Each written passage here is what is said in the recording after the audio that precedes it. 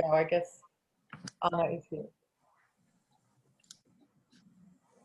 Okay, so I'm happy to kick things off, and if people want to join us, that's fine. My opening spiel I don't think will be too long, and then certainly we can have a conversation about whatever kind of piques your interest.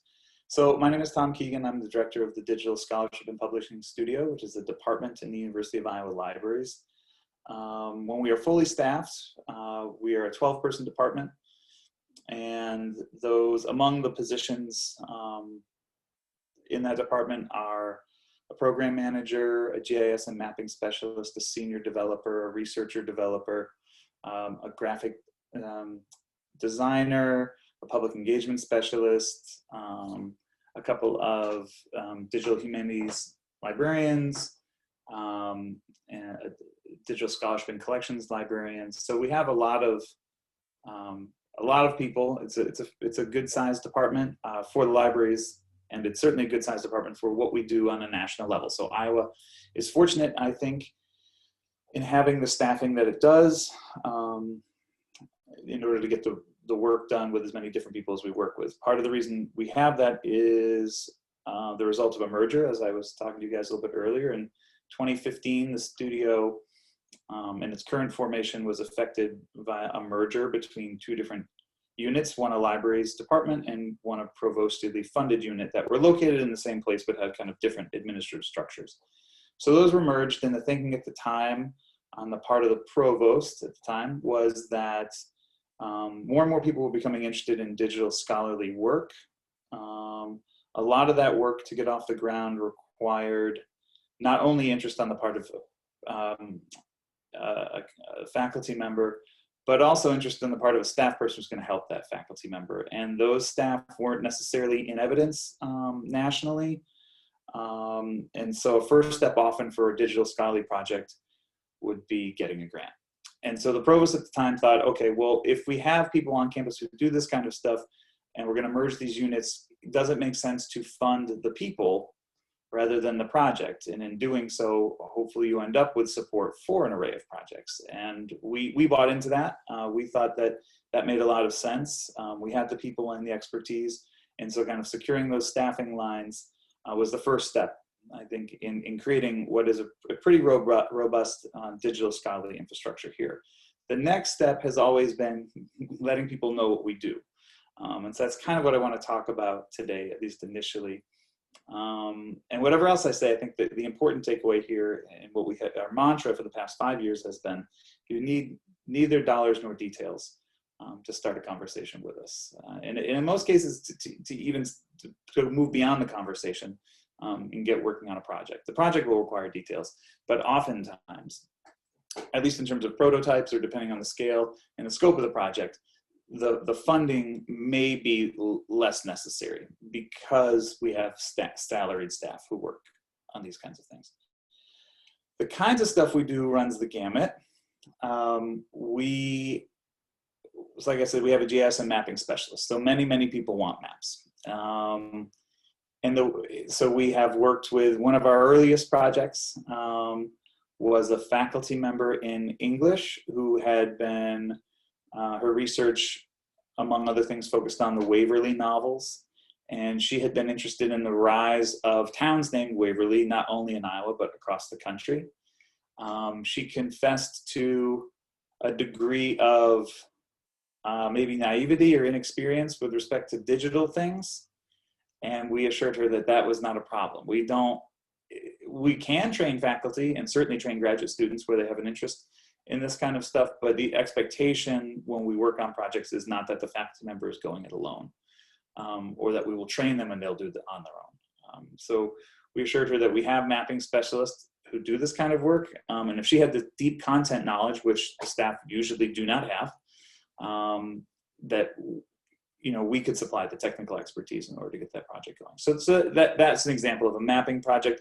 We've definitely worked with faculty from the Division of World Literatures, Language, and Culture. And an early example of that is a project called the Coffee Zone Project, where a faculty member in Spanish and Portuguese had been collecting data from the coffee growing regions of Puerto Rico, pre-hurricane, when it existed. And at that time, mainland coffee production was negatively impacting Puerto Rican production in these coffee growing regions. And as it did so, the industry was declining, and with it, endangering kind of indigenous dialects. So she had hundreds of hours, I think, of recorded interviews. And she came to us and said, I'd like to really do something with this. And as we talked, what became apparent was she had created, or she was on the cusp of creating, an archive. And the question was, what shape would this take? Is it enough to record these things and archive them, or was there something more compelling that could be done? And so what we did is we helped, we gave her the kind of resources to edit these videos into smaller snippets, and then to create a kind of curated website that showcased responses to a number of questions and concerns, themes, and topics surrounding it, not just surrounding the region. These would be ecological questions, cultural questions, not just economical questions.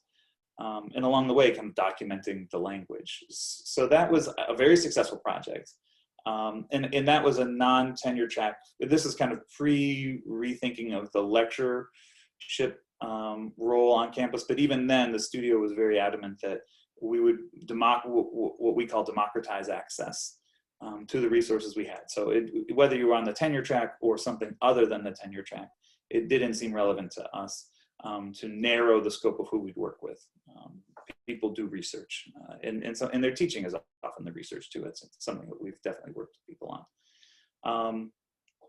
Russ Ganem, when he was head of DWILC, he also had a French art project that he kind of ported over.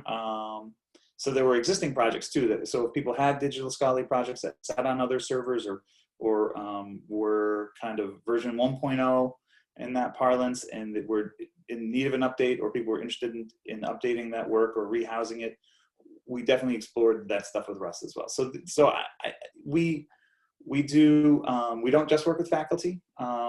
We work very closely and are good friends with the Graduate College. So the studio is kind of the administrative home for the Graduate Certificate in Public Digital Humanities. That's a 12 semester hour certificate. It is basically 4 courses. There's an introductory methods course, and there's a capstone course at the end. It deals with the capstone experience. And in the middle are an array of electives in an effort to make it and you can petition what those electives can be in addition to the ones that have been approved. The idea is that we want to make this as easy as possible for interested graduate students to get that digital credential.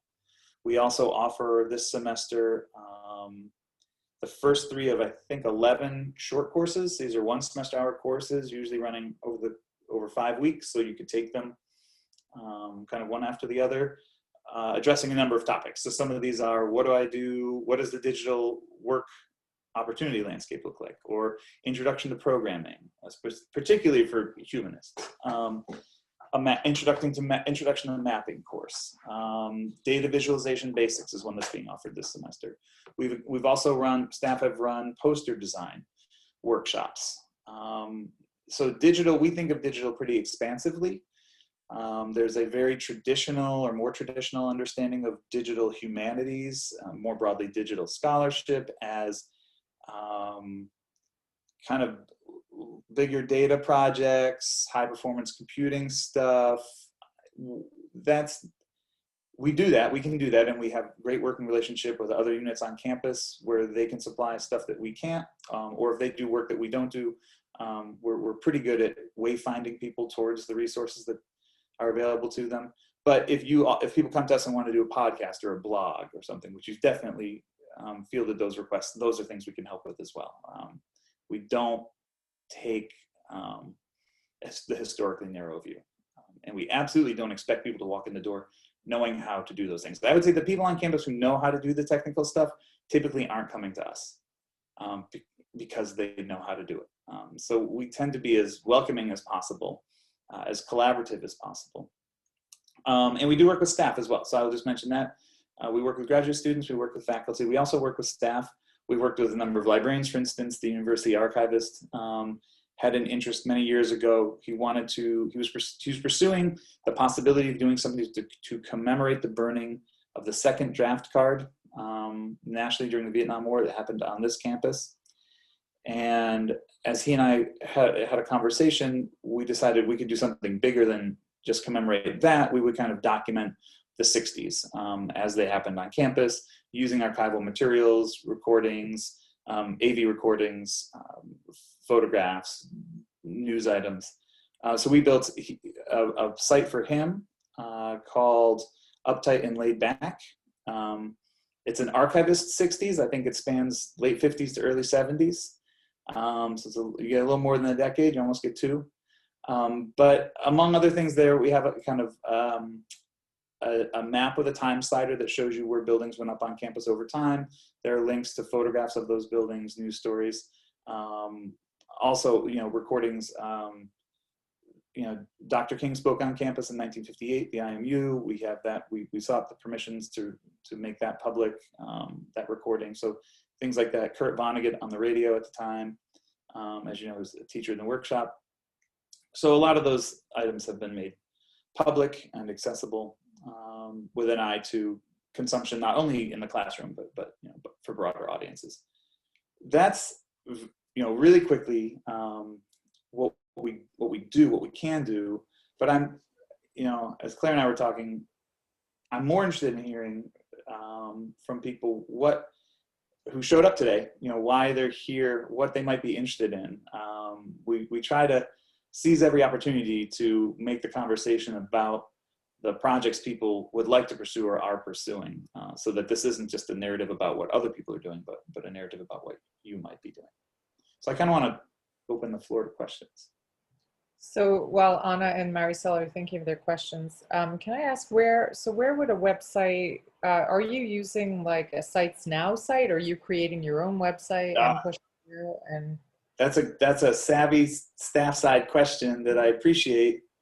So Site Now runs on Drupal, is my understanding, and those sites are typically hosted by the Site Now kind of workflow is provided by ITS. So we definitely we've worked with faculty on projects that go to Site Now, and we continue to work on them. It doesn't become, we often in those cases serve as a kind of middleman between the faculty member, let's say, and the developer on the ITS side, which I think has been a very good workflow. Our staff are pretty good at translating sometimes the different languages that the other parties are speaking. And so helping faculty transition their vision to the ITS structure and reality we can definitely do that. The studio, by virtue of libraries' IT infrastructure, we've spun up for people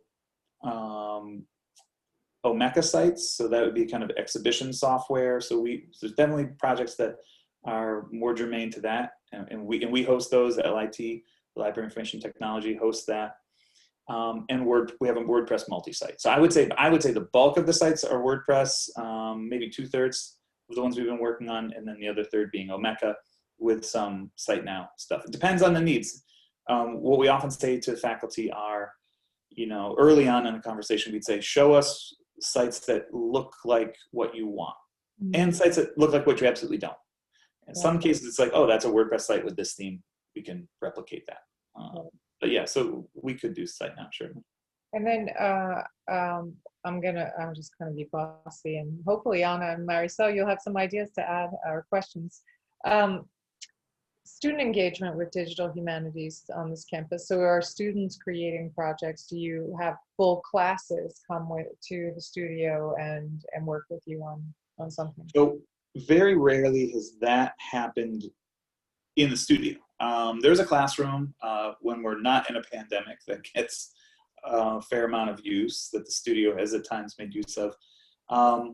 But I think the unit on campus that's probably best equipped to do a lot of that stuff is called Iowa Digital Engagement and Learning. It's housed in the rhetoric department. It's run by Annie Sand. They have some space. They have a computer lab that kind of sits just beside the writing center on the first floor of the EPB, where students can check out cameras and recorders. and they can get help editing podcasts and video. So that ideal is the result of a kind of a provost initiative, I want to say 6 or 7, maybe more years ago, where a colleague of mine and we founded Ideal. And what our thinking at the time was that if you had assignments that could be digital and publicly engaged but weren't, so existing assignments rather than being asked to think of something new, that we would start with those. And the first thing we did in the rhetoric department was revisit what it meant to publicly speak.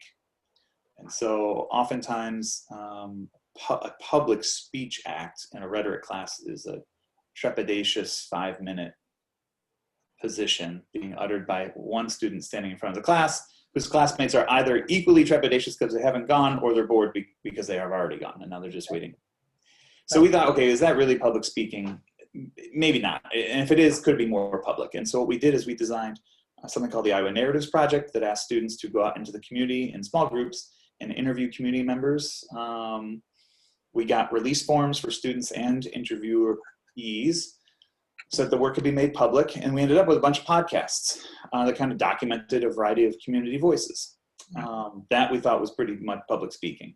Students, particularly freshmen, having conversations with community members, and then putting in the editorial work to kind of, how do you make this more than just something that's overheard. We took those artifacts, those podcasts, and went to my predecessor at the time, Nikki Saylor, who's now at the Library of Congress, and we said, we have all these podcasts. Would you be interested in them? And she said, absolutely. Let's archive those. But then she left for the LOC. A couple of years later, I had her job, and Matt said, should we archive these? And I said, we should. So we have those in the institutional repository. So certainly the studio does that, where faculty members and other instructors are having students generate digital outcomes and products or assets related to their coursework.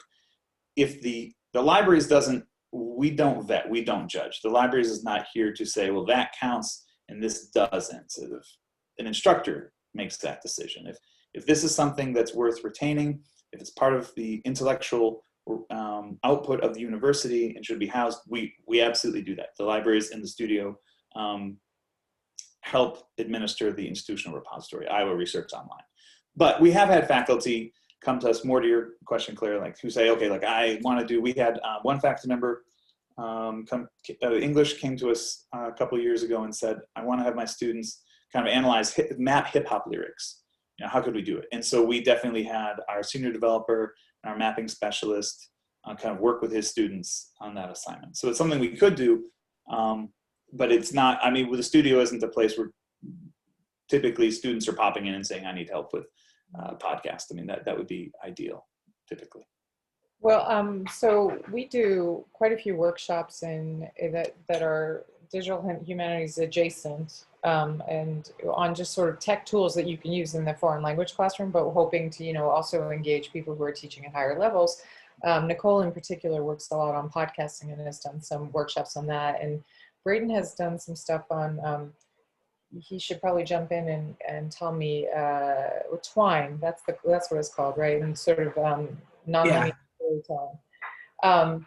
But when you were talking, and I met Ann Sands from Ideal, and when you were talking about the Iowa Narratives Project, my light bulbs went off. I said, what a fantastic way for students of Spanish, for my Spanish faculty who are in the Zoom, to think about a project of interviewing Iowa City, obviously probably in a post-COVID world, where they can interview local speakers of Spanish. And of course that could be done potentially in French and maybe Korean. I'm not sure how large our Korean community is.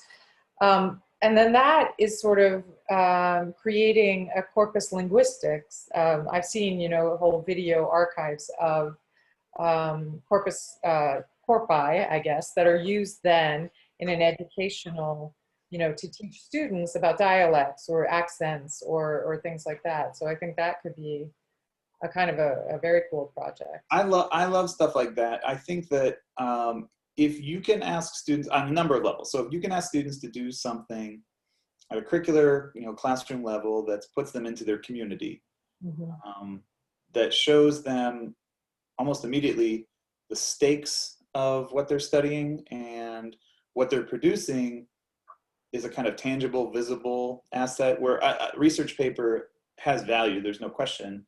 Right. But if you tell them they're making a podcast and you tell them they're making it for a public audience, or whatever the audience is going to be, if they understand that work, to have a life kind of beyond being graded by their instructor. Yeah, absolutely. I think that has more value, even more so if you tell them that not only is it going to do that, but it's going to get used, it could be used by other students or other scholars and researchers. I think I think it's important, and we certainly worked with iCrew, the Iowa Center for Research by Undergraduates, and talked about Kirby about this kind of stuff, but the sooner you can get undergraduates seeing themselves as part of the research enterprise, in their own lives, but of the university as well, I mean, the better. And there's no reason that a freshman has to be in a lab, per se, doing, science side, STEM stuff, to understand what they're doing to have meaning in a research sense. You can certainly interview community members, and the work of making that document, of transcribing that document, and then making it searchable, and packaging it in such a way that it's useful to either a very narrow or a broad audience, is all part of doing research. Yeah. So absolutely, yeah, I think that those kinds of projects are great. And that's certainly almost every project, when someone comes to us, we don't in any way, shape, or form mandate that the project they're doing be used in the classroom. That's not how research necessarily works. But if there's a use for it, we absolutely have those conversations, and we'll bring Ideal in, or the Center for Teaching, or whomever is most relevant there, to help the instructor make those connections between the research and the teaching. Maricel or Anna, do you have anything at this time? Because of course I have another question. Yeah, go ahead, Claire. I'm here. I wanted to hear Thomas talking about what they were doing, because Julia is my office mate. So I know Sure. the work she did with Puerto Rican and the coffee. So I saw the webpage and it was wonderful. So I was trying to think about other projects, or maybe something different related to my medicine courses. And one of the ideas that I thought before seeing your talk was having students report or get information about all the cultural aspects that their parents, family have.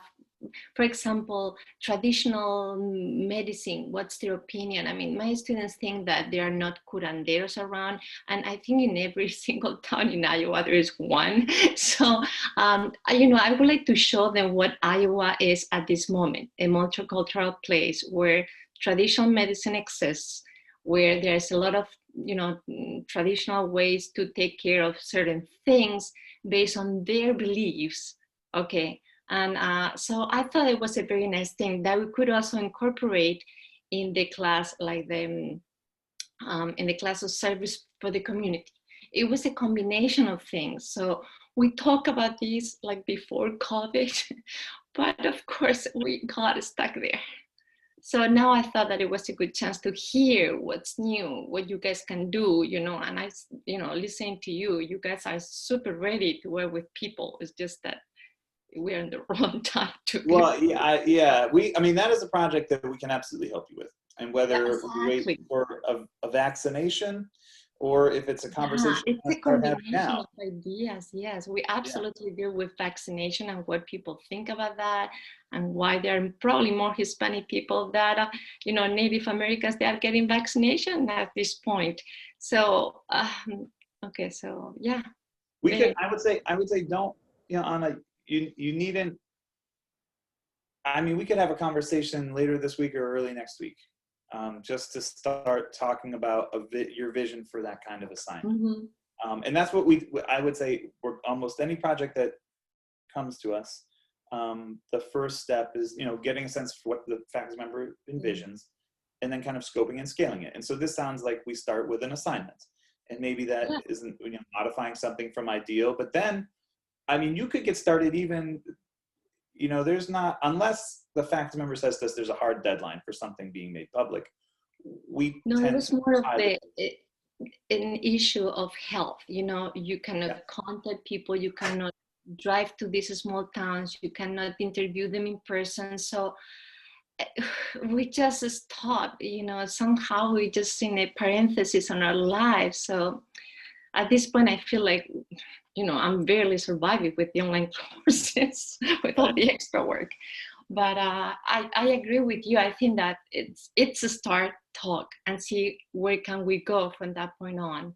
Absolutely. So I really appreciate what you guys told, what you told us. It was very. Yeah, I mean, yeah, whenever you want to keep the conversation going, I don't hesitate. And that's how our projects are. There's an intake form on our website, but you can Okay. send me an email. Okay, got it. I didn't know and that. Yes. we can have a Zoom meeting and talk about next steps.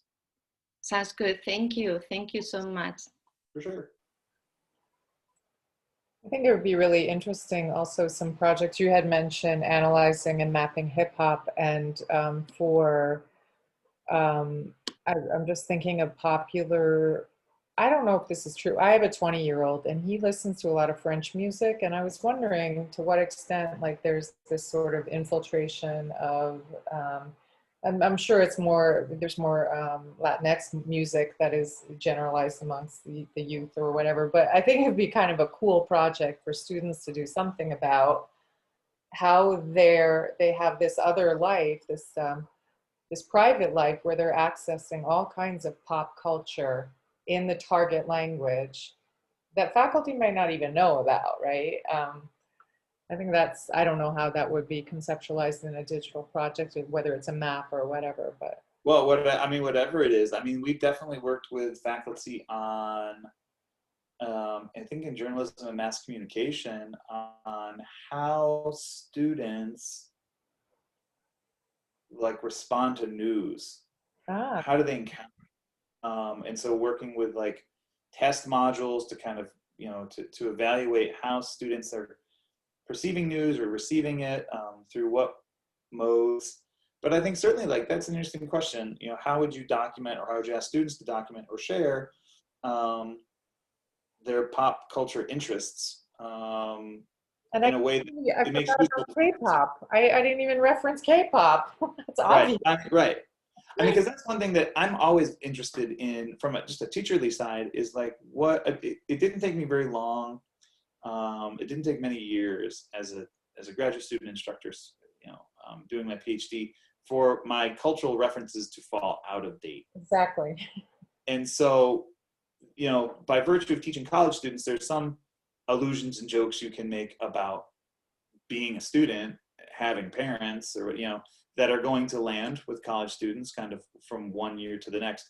But your film references, your shows, pop culture references quickly become stale, and they're not coming to you with them. I mean, they're often students, for better or worse, show up and they want to listen to you. And I don't, and they don't expect to be asked to talk about the pop culture preferences in their personal lives. And faculty don't necessarily understand those preferences to have any merit or utility in the classroom. But so an interesting project would be, how do you create space to have those conversations, or explore what the utility of having them is.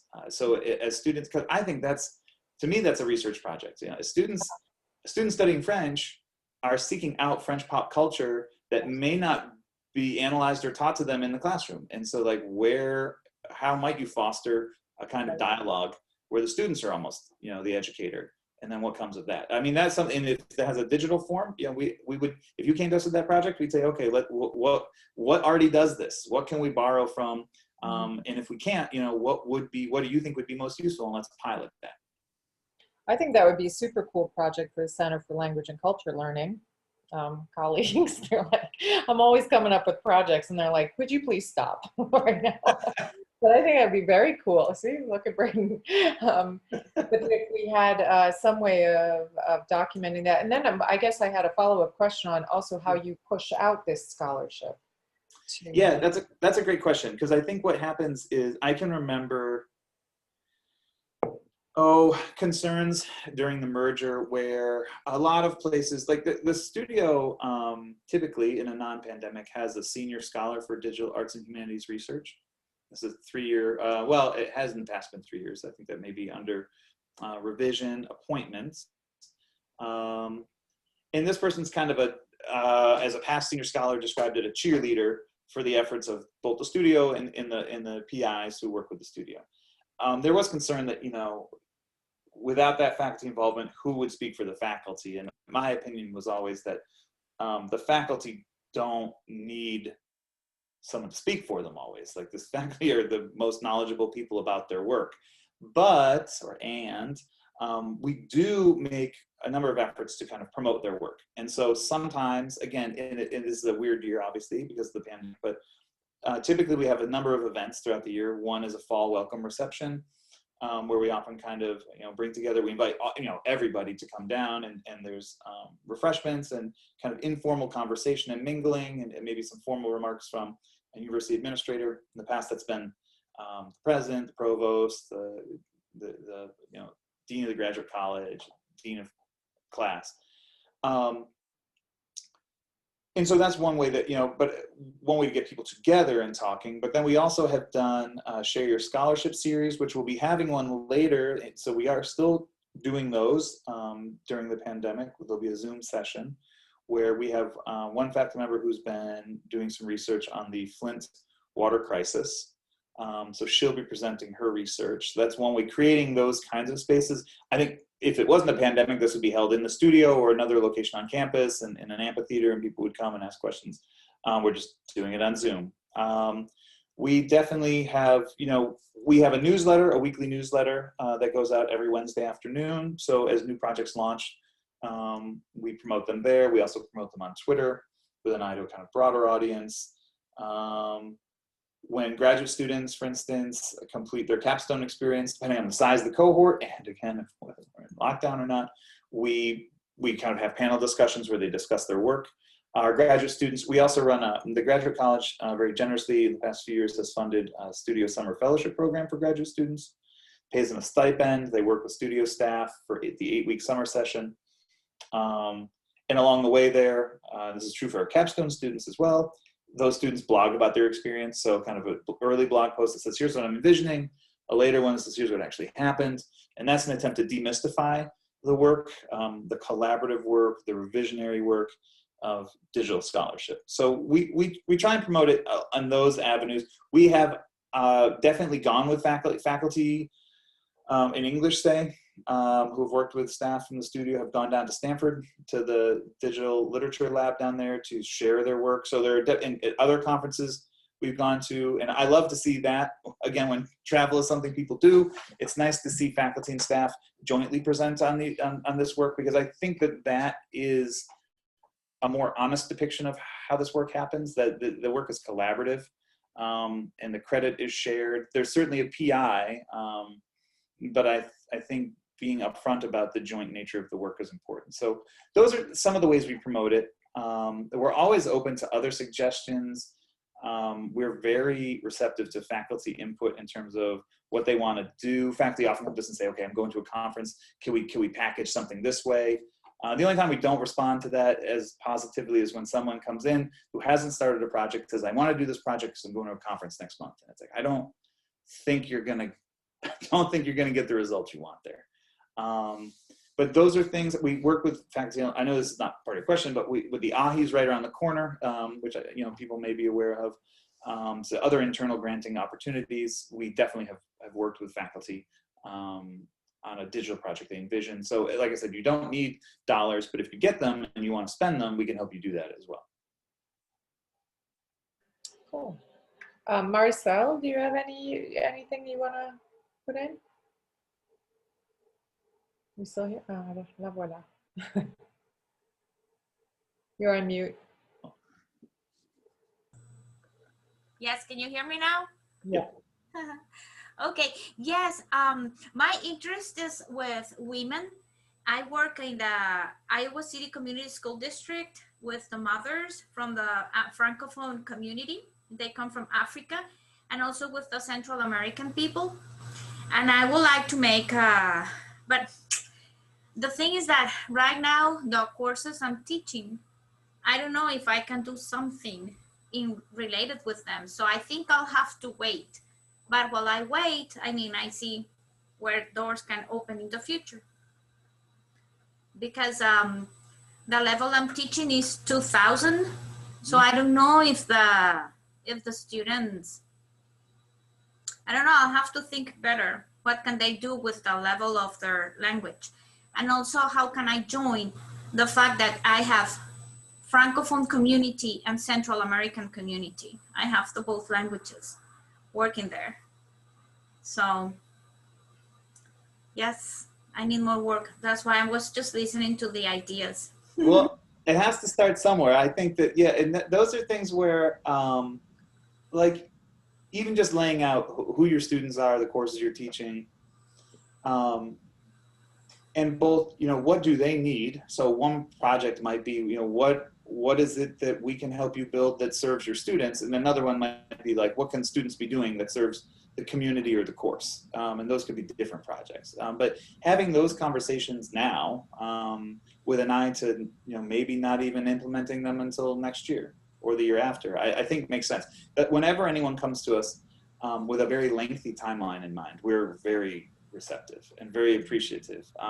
We're not unfamiliar with procrastination or quick turnarounds or stuff, but I do think the longer timeline people allow themselves to develop a project, the more successful that project ultimately is. And I think for something like this, I love the idea of, you know, working with students who are in and from the community, and kind of either getting them to document these communities or bringing these communities into the classroom. That stuff has real value immediately, regardless of the digital component. The digital component just, I think, kind of has the potential to make it more visible, to archive it, and to present it to other audiences and other students, and to become, you know, maybe in the sense of an archive, if that, not that that's not what you'd have to do, but if you had, say, recordings of students, to build it over time. I mean, sometimes I think with the digital, people are skeptical of its value. I don't know if that's true. I mean, we're living in a pandemic. The digital is rescuing education right now. But I'll just give you an example of something that isn't digital at all, or wasn't when it happened. In the institutional repository, we had a bunch of PDFs these were scans of handwritten theses from the 1880s and 90s, done by undergraduates and some graduates at Iowa, mostly women, mostly in the sciences. And so these things have titles like The Histology of the Common Frog, The Sunflower as a Type of Flowering Plants, Slime Molds of Eastern Iowa. And these are just handwritten, you know, master's theses or undergraduate theses with hand-drawn scientific drawings.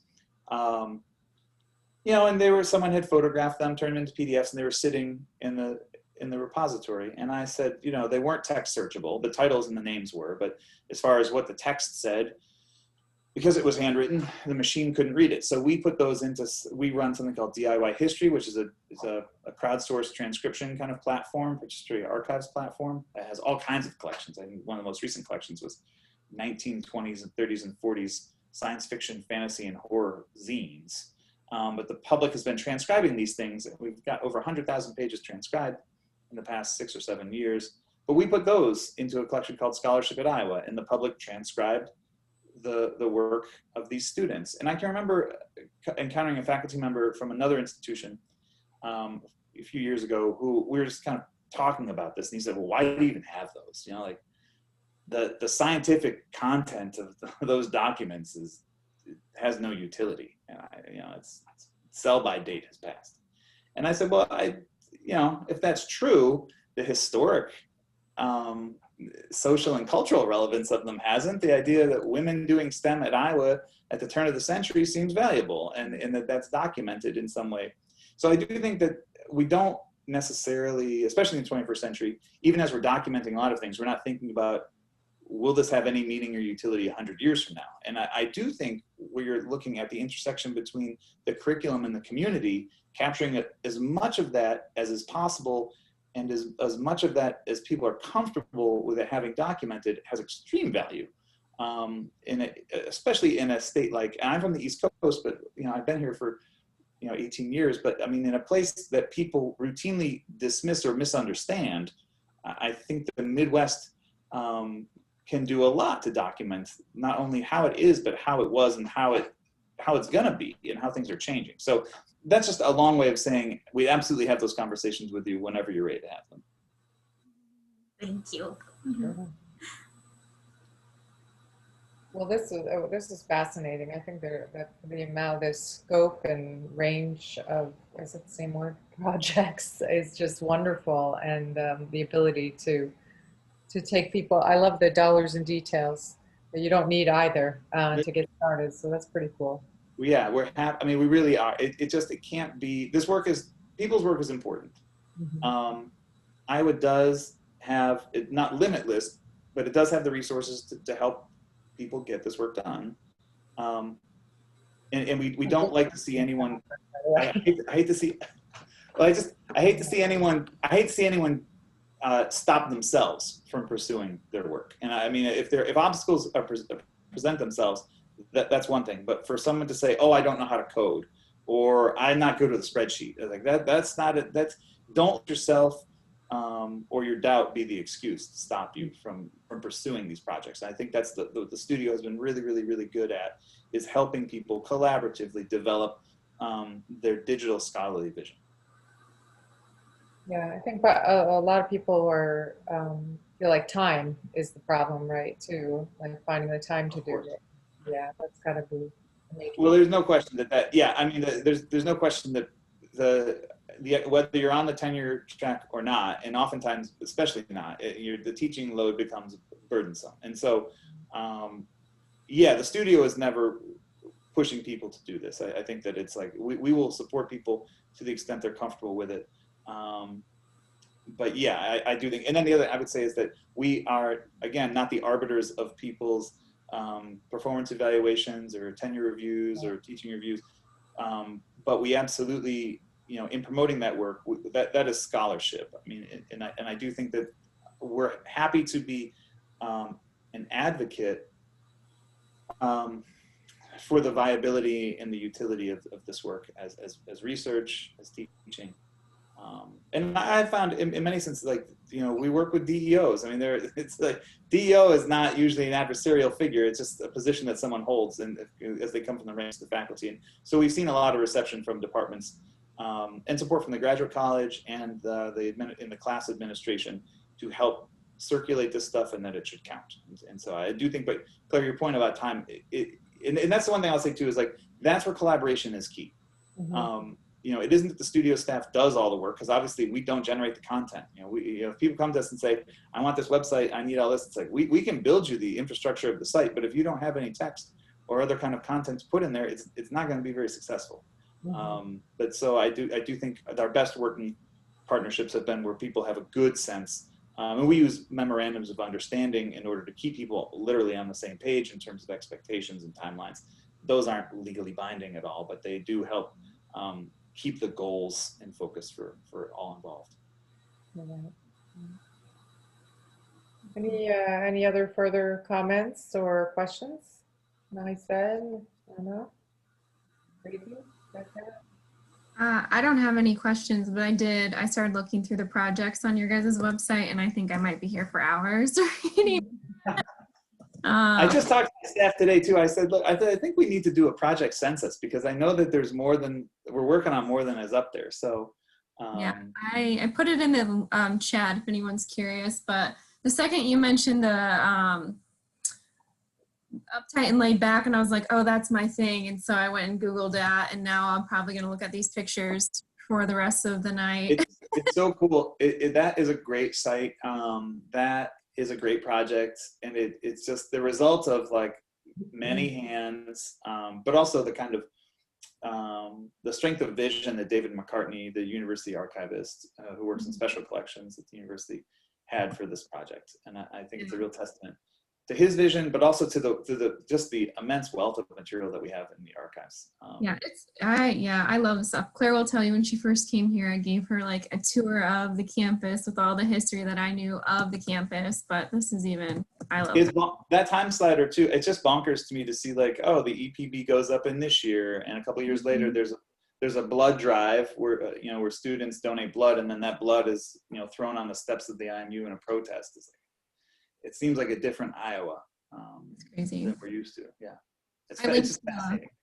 I put that website in chat as well that I found. It's really cool. So, Claire, I know you're gonna love it. So that's awesome. That's very cool. Well, I'd love to hope that we can do further collaborations if we, you know, if this Center for Language and Culture Learning can support faculty and ask and be as a go-between to the digital studio. I think that'd be pretty cool. Please do. We love to work with anybody. So if faculty come to you and we can be of use, please send them our way. If you guys have projects, if staff, you know, if the center has a project it wants to pursue, we're open to that. We've definitely worked with units on campus. That's where the project was not led by a faculty member traditionally understood. And so if there's something you guys want to do and we can be of use, let's have that conversation. Okay. Well, thank you so much for coming out. Thank you guys. Thank you so much. Pleasure to be invited. Great.